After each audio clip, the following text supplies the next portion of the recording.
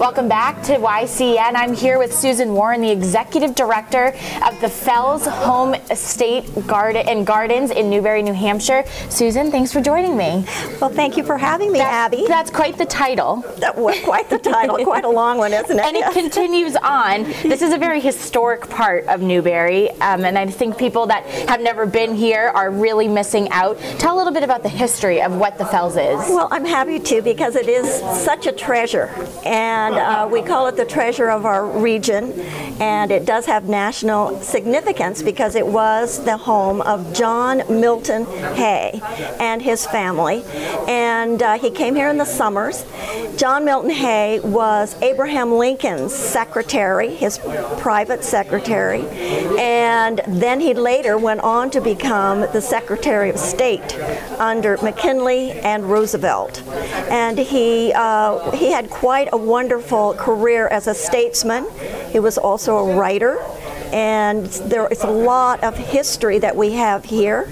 The family also was quite interested in gardening, horticulture, and ecology.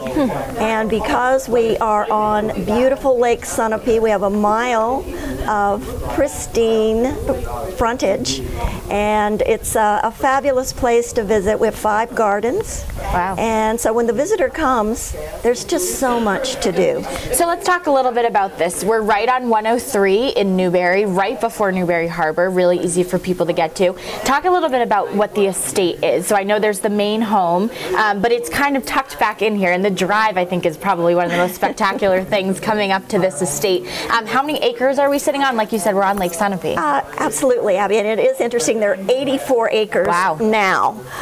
When John Milton Hey bought it, he had 1,100. Wow. Oh, incredible. Yes, but now a lot of that acreage belongs to the New Hampshire Forest Society and to Fish and Wildlife, and we abut that property and have 84 acres, and we have the buildings that were on the original estate. Okay. And as you come in the gate, there's the Gatehouse, and that's where our offices are located.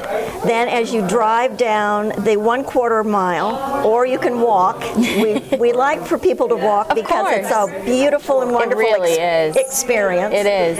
When you get down to the main house and come through the entrance to the Pebble Court, the estate has 21 rooms, and it does not have the original furniture, but it does have a lot of what was here. And we tried to replicate that from pictures.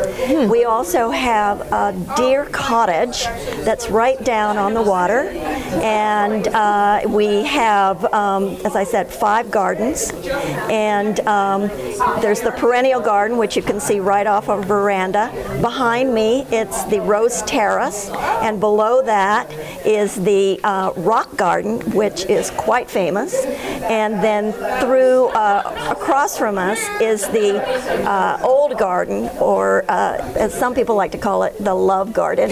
Ooh, that's pretty fancy. Yeah. So just as we're wrapping up here, people should not think that the Fells is just seasonal. You do a Christmas event in the winter time, as well as many events.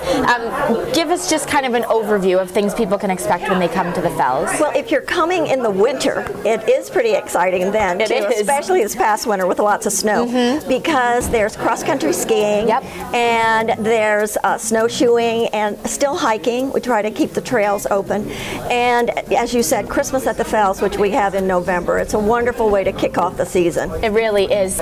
Susan, thank you. It's always a pleasure to speak with you here, and if people want more information about the Fells, hours, directions, visit the website on your screen.